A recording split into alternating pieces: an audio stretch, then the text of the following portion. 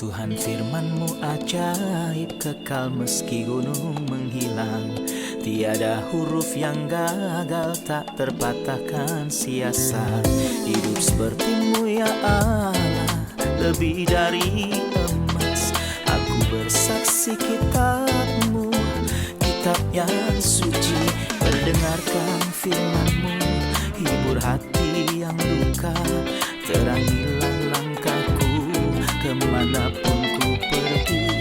Biarkanlah firman-Mu berkuasa atasku. Ubahkanku, bebaskanku, ku mau menyenangkan-Mu.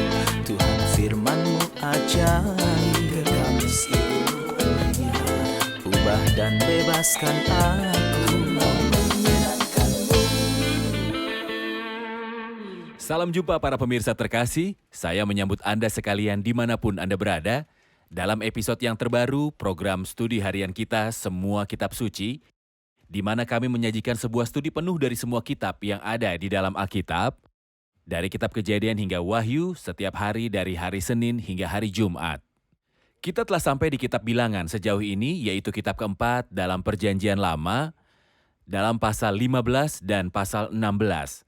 Dan kita masih menelusuri langkah-langkah umat ini, perjalanan mereka di padang gurun Sinai, dan bagaimana kegagalan mereka terlihat dibandingkan dengan kesetiaan Allah yang telah setia kepada mereka di sepanjang perjalanan mereka. Namun kegagalan mereka nampak ketika mengutus 10 pengintai. Dan kemudian ketika mereka mempercayai secara buta ke 10 pengintai yang menolak Allah, dan mereka berseru meminta agar dikembalikan ke Mesir, maka mayat-mayat mereka yang menolak untuk percaya pada Allah bergelimpangan di padang gurun. Untuk memulai, izinkan saya untuk menyambut tamu kehormatan yang telah hadir di studio, Dr. Esam Ezat. Selamat datang Dr. Esam. Terima kasih Saudara Ayat. Juga para hadirin yang telah hadir di studio, selamat datang. Dr. Esam, karena sudah sampai di pasal 15 dan 16, kami perlu mengetahui topik-topik utama masing-masing pasal 15 dan 16. Sebenarnya dalam pasal 15 ada sebuah kilauan cahaya di tengah kegelapan. Kita telah melihat itu dalam pasal 10, 11, 12. 13 dan 14 ada keluhan-keluhan. Oke, jadi kegelapan. Manusia dalam setiap satu langkah. Di sini kita temukan sebuah hal yang indah, kita melihat sesuatu yang positif. Jadi hal yang paling pertama disebut di sini adalah korban sukarela. Yang memastikan bahwa mereka hampir masuk ke negeri itu. Apabila kamu masuk ke negeri walau segala yang telah terjadi, mereka masuk ke negeri itu. Iya. Seakan Tuhan ingin beritahu bahwa apapun yang terjadi mereka akan Peneguhan masuk. bahwa mereka akan masuk. Peneguhan bahwa mereka akan masuk. Lalu setelah itu, bagaimana mereka akan persembahkan tepung jelai yang mula-mula. Ya. Lalu dosa-dosa yang tidak disengaja, jika mereka telah melupakan salah satu perintah Allah dan tidak sengaja berdosa. Apa yang harus dilakukan? Lalu apa yang akan terjadi pada siapapun yang melanggar Sabat? Lalu apa yang akan mereka taruh di ujung-ujung jubah mereka? Dan di pasal 15 ini secara singkat. Dan kemudian kita kembali pada manusia. Dalam pasal 16, satu lagi dari kategori-kategori yang terdiri dari pemimpin umat itu. Yang sayangnya menunjukkan kegagalan total. Baik. Dalam pasal yang ke-15, izinkan saya untuk membaca beberapa ayat kemudian kembali untuk bertanya. Tuhan berfirman kepada Musa, berbicaralah kepada orang Israel dan katakan kepada mereka, apabila kamu masuk ke negeri yang akan kuberikan kepadamu, dan kamu hendak mempersembahkan korban api-apian bagi Tuhan, dari lembu sapi atau kambing domba, baik korban bakaran ataupun korban sembelihan, baik untuk membayar suatu nazar atau sebagai persembahan sukarela, pada waktu perayaan-perayaanmu, dan dengan demikian, kamu menyajikan bau yang menyenangkan bagi Tuhan. Maka orang yang mempersembahkan persembahannya itu kepada Tuhan haruslah mempersembahkan sebagai korban sajian 1/10 efat tepung yang terbaik diolah dengan 1/4 hin minyak.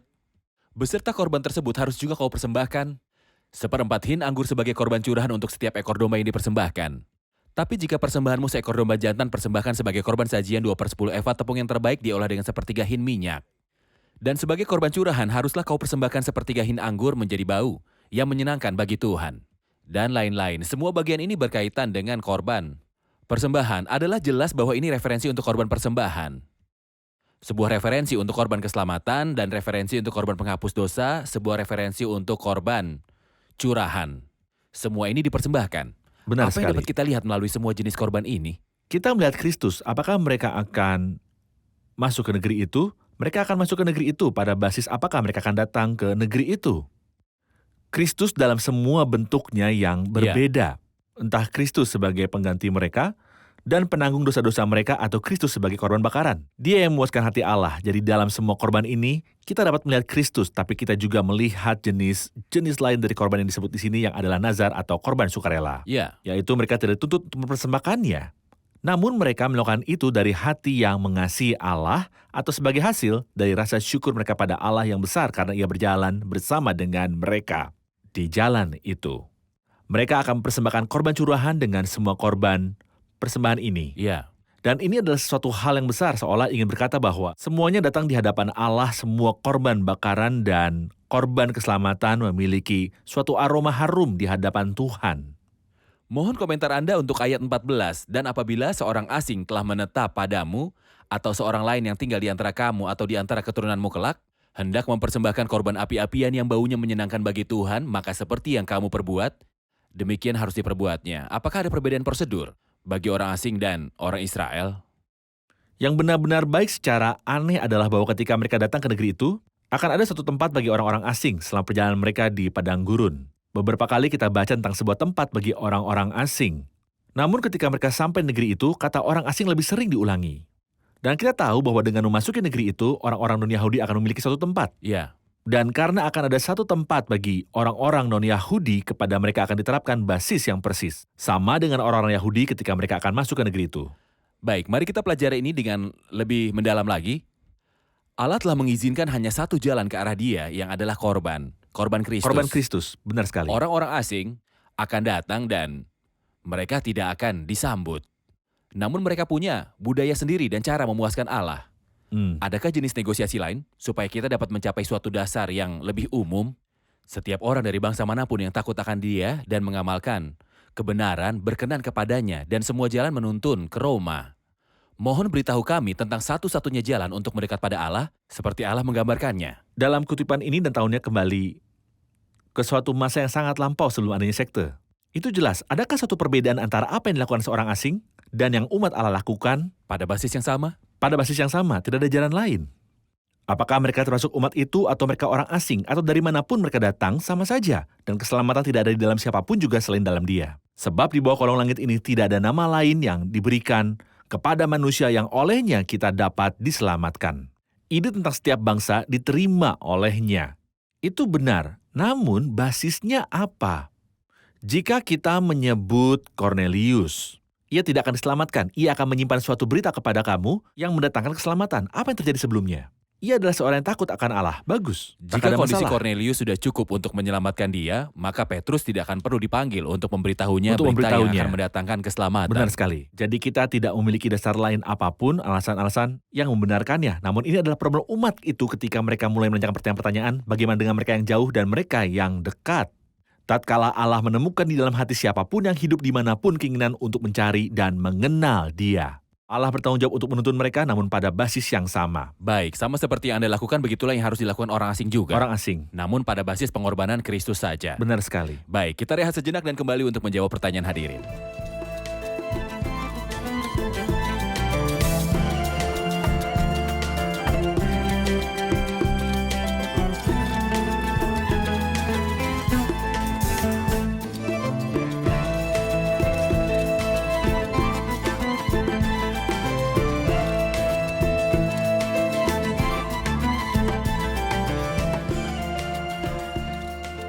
Bagian ini berbicara tentang dosa-dosa yang tidak sengaja dalam ayat 22. Apa perbedaan antara dosa yang tidak disengaja dan disengaja? Silakan. Dosa-dosa yang tidak sengaja dilakukan ketika orang tidak benar-benar bermaksud untuk melakukannya. Orang terkadang melakukan hal-hal tanpa benar-benar memaksudkannya. Misalnya, kita membaca tentang kota-kota perlindungan tentang siapapun yang membunuh seorang tanpa disengaja. Apa artinya? Bila seseorang menggunakan sebuah kapak dan kepala kapak itu tanpa sengaja mengenai seseorang membunuhnya, ia tidak bermaksud untuk membunuh orang itu. Jadi inilah dosa yang tidak disengaja. Itu adalah dosa yang dilakukan tanpa sengaja. Atau mungkin sebuah dosa dilakukan karena lupa. Mereka tidak benar-benar memperhatikannya. Mereka sudah lupa, itulah sebabnya disebutkan di sini. Iya. Jika jemaat tanpa sadar berdosa dan lupa untuk memelihara salah satu perintah Tuhan. Atau seseorang melakukan suatu dosa yang tidak disengaja. Dosa-dosa yang disengaja adalah dosa-dosa yang disertai dengan kemauan pribadi. Jadi mereka yang melakukan dosa ini benar-benar sadar dan sangat ingat, namun tetap melakukan dosa-dosa itu. Seakan mereka menantang Tuhan. Ya. Jadi kemauan mereka sendiri adalah sangat aktif. Apakah Dan ini berasal dari yang disebut keangkuhan. dalam ayat 30 yang Sesudah berkata, itu mari kita beranjak ke ayat 32. tetapi orang yang berbuat sesuatu dengan sengaja, baik orang Ya Israel benar, asli, ayat 30. baik orang asing, orang itu menjadi penista Tuhan. Benar Apa sekali. ini berarti melakukan dosa yang disengaja? Dengan sengaja berdosa, orang menolak Tuhan. Engkau berkata ketika aku mengatakan, seakan mereka ingin memberitahu Tuhan Ya, bahwa mereka akan melakukan baik. apapun yang mereka mau. Jadi mereka sepenuhnya sadar dan mereka sayangnya sedang menentang Allah. Dosa-dosa yang tidak disengaja diampuni. Ya, Pendamaian atau penebusan akan dibuat, ada jadi korban tidak ada untuk itu. pelanggaran. Dan ada korban tersedia untuk itu. Tanpa pendamaian, Ya. ada satu korban dan pendamaian tersedia.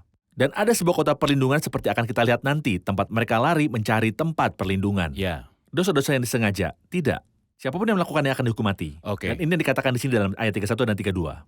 Karena dosa-dosa yang disengaja adalah ketika orang bersikeras. Untuk itu, kemauannya sendiri di atas segalanya. Oke. Ia tidak tunduk pada apapun. Baik, itukah sebabnya Tuhan di atas kayu salib berkata tentang bangsa itu? Bapa ampunilah mereka karena mereka tidak tahu apa yang mereka perbuat. Seakan-akan dosa bangsa itu berubah menjadi sebuah dosa yang tidak disengaja, sehingga ia bisa mengeluarkan mereka dari sana supaya Benar ia bisa sekali. mengampuni mereka. Walau mereka benar-benar tahu. Oke. Jadi hal indahnya adalah bahwa Tuhan mempertimbangkan semua dosa kita yang tidak disengaja sehingga kita bisa diampuni. Jadi mereka yang telah melakukan dosa yang disengaja mereka sungguh tahu. Apa yang ia lakukan kepadamu? Ia berdiam di tengah-tengahmu. Meskipun begitu mereka bersikeras. Dan khususnya para imam besar dan lainnya yang kita baca dalam Kisah Para Rasul 6 bahwa beberapa di antara mereka Baik. percaya. Namun Tuhan mempertimbangkan semua dosa yang tidak disengaja sehingga mereka dapat diampuni. Oke. Izinkan saya membaca ayat-ayat dari 32 sampai 36 tentang apa yang disebut dengan melanggar Sabat. Dan kita lihat apa hukumannya. Ketika orang Israel ada di padang gurun, didapati merekalah seorang yang mengumpulkan kayu api pada hari Sabat. Lalu orang-orang yang mendapati dia sedang mengumpulkan kayu api itu menghadapkan dia kepada Musa dan Harun dan segenap umat itu. Orang itu dimasukkan dalam tahanan oleh karena belum ditentukan apa yang harus dilakukan kepadanya. Lalu berfirmanlah Tuhan kepada Musa, orang itu pastilah dihukum mati. Segenap umat Israel harus melontari dia dengan batu di luar tempat perkemahan. Lalu segenap umat menggiring dia keluar dari tempat perkemahan, kemudian dia dilontari dengan batu sehingga ia mati seperti yang difirmankan Tuhan kepada Musa. Itu adalah dosa. Dosa yang mungkin dianggap banyak orang seperti dosa yang sederhana, melanggar Remeh. Sabat. Apakah artinya melanggar? Ia sedang mengumpulkan kayu api. Ia Itu mungkin adalah lapar. pekerjaan terlarang dan ia melakukan Namun ia itu. keluar untuk mengumpulkan kayu api sehingga ia dapat menyiapkan makanan atau sesuatu. Namun itu hari Sabat. Mohon berikan tinjauan tentang hari Sabat dan mengapa Tuhan sangat keras dalam memelihara hari Sabat. Hari Sabat adalah salah satu perintah yang sangat penting. Ya, Karena Tuhan selalu keras dalam hal membuat umatnya bergabung dengannya dalam segala sesuatu, bahkan perhentiannya. Saya maksudkan Allah beristirahat pada hari ketujuh dari semua pekerjaan yang telah ia kerjakan, jadi Tuhan sangat keras tentang itu. Dan akibatnya ia memberikan sebuah perintah kepada umatnya untuk memelihara hari Sabat dan tidak mengerjakan apapun pada hari Sabat. Ketika orang melakukan yang sebaliknya, walau ia sudah mendapat perintah yang jelas, itu adalah problem. Problemnya adalah itu merupakan pelaksanaan dosa yang disengaja. Sebuah pelaksanaan dosa yang disengaja walau sudah memiliki perintah langsung. Dan jika orang itu adalah salah seorang Yahudi, ia sudah mengenal hukum Taurat, kuduskanlah hari Sabat. Jadi karena ia mengenal hukum Taurat dan ia tidak mau melakukan sesuatu yang serius atau penting. Tidak. Misalnya Tuhan berkata dalam perjanjian baru bahwa hari Sabat diadakan untuk manusia dan bukan manusia untuk hari Sabat. Ketika ia menyembuhkan seseorang pada hari Sabat, namun ia tidak sedang menyembuhkan siapa-siapa, atau mengeluarkan siapapun dari suatu lubang, ataupun melakukan sesuatu yang darurat. Apa yang sedang ia pemberontakan lakukan? terhadap perintah Tuhan. Persisnya ia sedang mengumpulkan kayu api. Ini bisa saja ditunda, jadi yang ia lakukan adalah memberontak terhadap perintah itu sendiri. Dan karena ia memberontak terhadap perintah itu, ia sedang menantang Allah. Dan dalam kasus itu, hal luar biasanya adalah, dosa itu tampaknya sederhana, namun hukumannya serius. Karena kita selalu mengevaluasi dosa-dosa sebagai dosa besar dan dosa kecil. Misal ada sebuah problem dengan perzinahan atau yang lainnya, namun di sini perzinahan bisa diampuni. Anda lihat, namun ini benar-benar serius untuk dosa yang sederhana ini. Haruskah ia dirajam sampai mati? Mengapa? Karena Allah adalah sosok yang mengevaluasi dosa, bukan saya. Misalnya Adam, apa yang ia lakukan? Ia hanya makan. Tak lebih dari itu, tidakkah ia makan dari buah sebuah pohon? Dapatkah dosa dan kesukaran datang ke dunia hanya karena makan buah sebuah pohon? Karena Allah melihat bahwa dosa-dosa yang dilakukan atas kemauan seseorang menuntun kepada semua kesukaran, dan itulah yang terjadi pada orang ini. Baik, jika kita berpikir bahwa perintah memelihara hari Sabat ini ada kaitannya dengan perhentian Allah, Allah berhenti, dan orang ini melakukan sesuatu pekerjaan pada hari Sabat. Dan Anda berkata bahwa Allah telah menyediakan suatu sarana perhentian melalui salib Kristus. Jadi manusia tidak perlu lagi melakukan apapun untuk sampai ke perhentian Allah karena Kristus telah melakukan semua yang dibutuhkan. Dan kita harus berhenti karena apa yang Kristus telah lakukan. Apakah ini memberi isyarat bahwa jalan ke surga dan dalam memiliki keselamatan, perbuatan-perbuatan baik tidak terlihat sama sekali, usaha manusia tidak ada kaitannya dengan itu. Pergumulan dengan kekuatan sendiri tidak ada kaitannya dengan itu. Dan itu bukan hasil usahamu, jangan memegahkan diri. Ini ayatnya, itu bukan hasil usahamu, jangan ada orang yang memegahkan diri. Siapa yang bisa diselamatkan menurut aturan-aturan yang dibuat oleh Allah? Izinkan saya berkata hukum Taurat adalah masalah hidup mati, bukan? Benar, Orang yang melakukannya akan hidup karenanya. Siapa yang melakukannya dan hidup? tidak seorang pun. Tidak ada. Jadi, ide bahwa manusia dapat melakukan sesuatu untuk menjangkau apa yang Allah kehendaki, manusia tidak dapat melakukannya. Benar, Karena itu bagaimana manusia dapat melakukan itu jika berkenaan dengan keselamatan? Kedua, keselamatan manusia membutuhkan pendamaian. Bagaimana perbuatannya bisa melakukan pendamaian bagi mereka? benar. Ia perlu membayar hutang itu. Apa yang bisa dilakukan oleh perbuatannya untuk melunasi hutang itu? Jadi itu tidak dapat dilakukan karena banyak alasan. Dan takkan pernah berhasil dengan cara itu. Tapi Allah tahu bahwa manusia tidak dapat melakukan itu. Jadi Allah telah mempermudahnya. Apa Anda ingin memiliki perhentian? Allah dapat memberi kita perhentian dan ketika Kristus berada di bumi, ia berkata, marilah kepadaku semua yang letih lesu dan beban berat, datanglah sebagaimana adanya. Aku akan memberikan kelegaan kepadamu. Ya, Jadi saya pikir Allah telah menyiapkan sebuah solusi untuk ketidakmampuan manusia. Anda yang mencari kebenaran, berhentilah karena juru selamat, ia telah menyimpulkan masalah masalah itu. Ayat-ayat yang dimulai dari 37 sampai akhir pasal 15 berbicara tentang perintah Tuhan agar orang Israel membuat jumbai-jumbai pada puncak jubah mereka turun-temurun dan dalam jumbai-jumbai itu haruslah dibubuh benang ungu kebiruan. Mungkin orang bertanya-tanya, apa kaitan hal ini dengan kita? Mengapa kita peduli dengan pakaiannya, bentuknya, warnanya? Mengapa hal itu berarti bagi kita? Apakah itu berarti atau tidak? Itu benar berarti bagi kita. Apa pengajaran spiritual yang tersirat dalam Kita kata-kata ini? tahu bahwa pakaian mengacu pada perilaku. Dan di sini, perhatikanlah ekspresi-ekspresi yang digunakan di sini. Semua itu benar-benar indah. Membuat jumbai-jumbai pada puncak baju mereka. Dan dalam jumbai-jumbai puncak itu haruslah dibubuh benang ungu kebiru-biruan. Mulai dari ayat 39, maka jumbai itu akan mengingatkan kamu apabila kamu melihatnya. Kepada segala perintah Tuhan sehingga kamu melakukannya dan tidak lagi menuruti hatimu atau matamu sendiri seperti yang biasa kamu perbuat dalam ketidaksetiaanmu terhadap Tuhan. Apa artinya memandang padanya?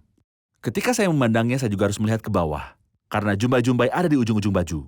Dan ketika saya melihatnya, saya dapat mengingat hati saya yang cenderung tidak setia. Dan mata saya mengikuti hati saya. Saya akan lihat dan temukan bahwa hal itu dipegang erat. Bagaimana hal itu berkaitan? Benang ungu kebiruan mengingatkan saya bahwa saya bersifat surgawi. Dan saya ingat tempat saya di surga, kapanpun saya mendekat ke tanah, ini harus Ya. diletakkan dengan hal yang terdekat padamu ke tanah. Ya, Dan kapanpun Anda melihat ke bawah ke tanah, Anda ingat bahwa Anda bersifat surgawi. Dan kapanpun Anda ingat bahwa Anda bersifat surgawi, Anda akan merasa malu untuk berbuat dosa. Dan saya pikir inilah yang dimaksud jika membicarakan tentang kita ketika kita ingat akan tempat kita di surga. Ketika kita memandang ke bawah, kita akan ingat tempat surgawi kita. Dan saat kita ingat itu, kita bersikap bahwa kita tidak terpengaruh, bahwa kita tidak membutuhkan hal-hal yang sepele lagi. Sehingga kamu tidak lagi menuruti hatimu atau matamu sendiri seperti biasa kamu perbuat dalam ketidaksetiaanmu terhadap Tuhan. baik, terima kasih. Kita rehat sejenak dan kembali untuk menjawab pertanyaan hadirin.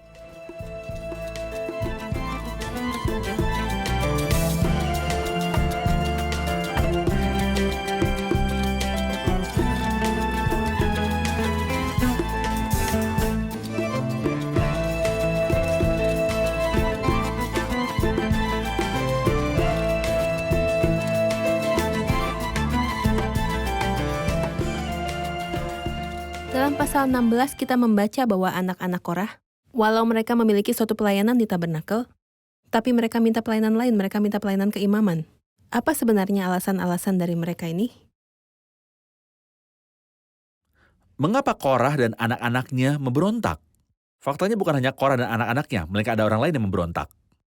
Datan dan Abiram. Bukan hanya mereka, tapi mereka mengumpulkan 250 orang pemimpin umat itu. Langkah selanjutnya adalah bahwa mereka mengumpulkan seluruh umat melawan Musa dan Harun. Dan itu benar-benar berbahaya, suatu fitnah yang mengerikan. Itu sebabnya Tuhan bertindak dengan suatu cara yang sangat tegas.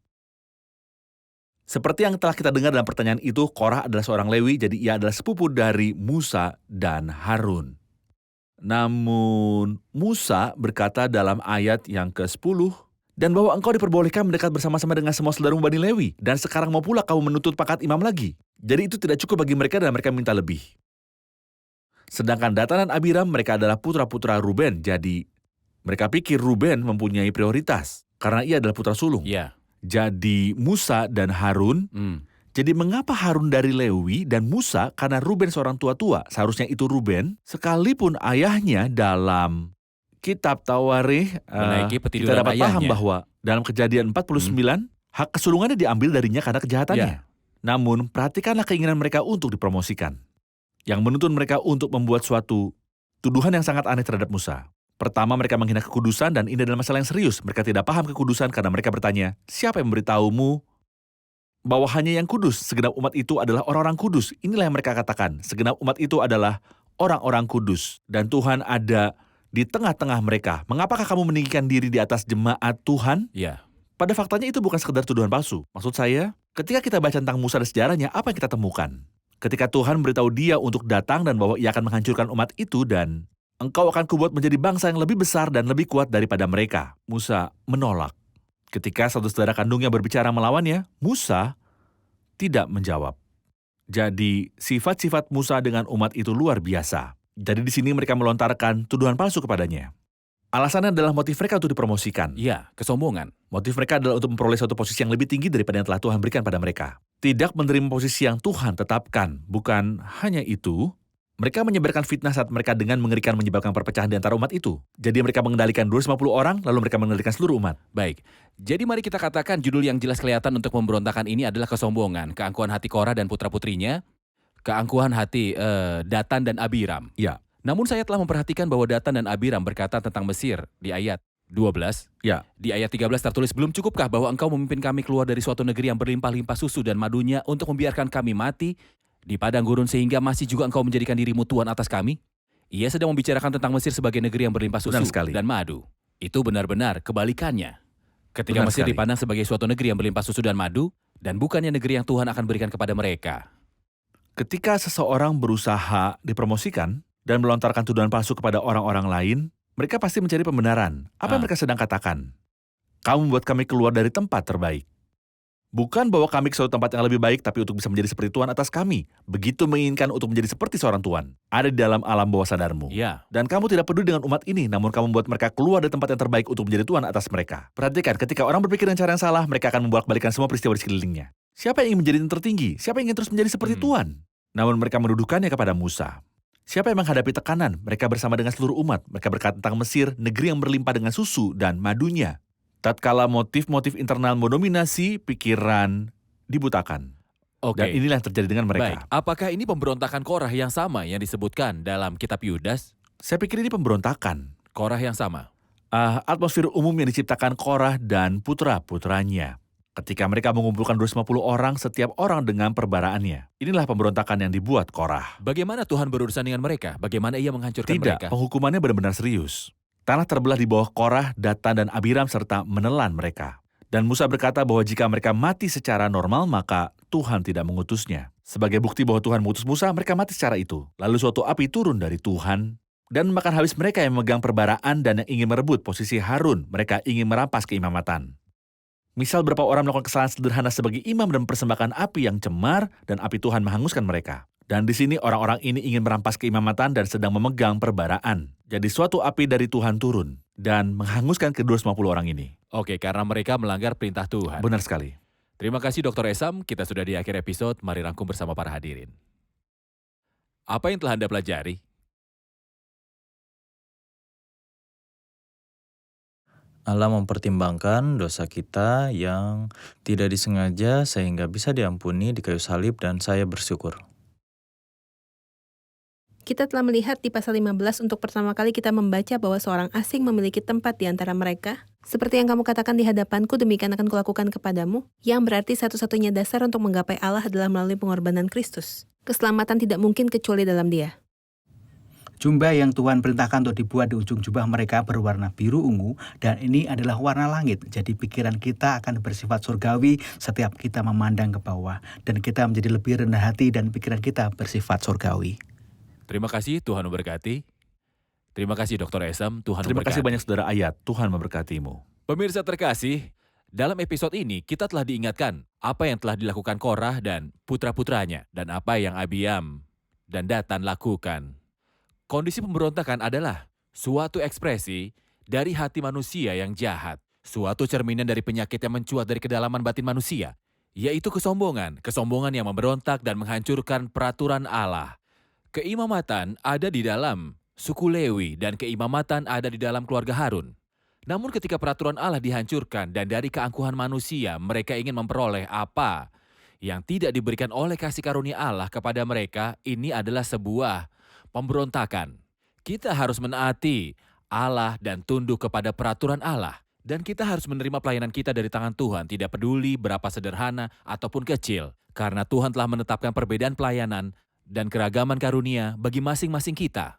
Kita harus menerima apa yang dari tangan Tuhan dan kita harus setia dengan apa yang sudah kita miliki, entah kecil ataupun besar. Kita harus berinvestasi dalamnya untuk kemuliaan Tuhan. Dan apakah yang engkau punyai yang tidak engkau terima? Jika engkau memang menerimanya, mengapakah engkau memegahkan diri seolah-olah engkau tidak menerimanya? Anda yang melayani Tuhan, datanglah dengan pelayananmu dan taruhlah itu di tangan Tuhan. Dan datanglah dengan pemberianmu dan taruhlah di tangan Tuhan. Dan mintalah agar Dia menjaga hidupmu dan dipisahkan bagi Tuhan.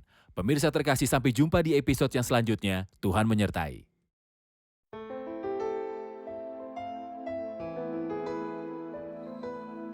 Tuhan firman-Mu ajaib, kekal meski gunung menghilang. Tiada huruf yang gagal, tak terpatahkan siasat. Hidup seperti-Mu ya Allah, lebih dari emas. Aku bersaksi kitab-Mu, kitab yang suci. Mendengarkan firman-Mu, hibur hati yang luka. Terangilah langkahku kemanapun ku pergi. Biarkanlah firman-Mu berkuasa atasku. Ubahkanku, bebaskanku, ku mau menyenangkan-Mu. Tuhan firman-Mu ajaib, ubah dan bebaskan aku.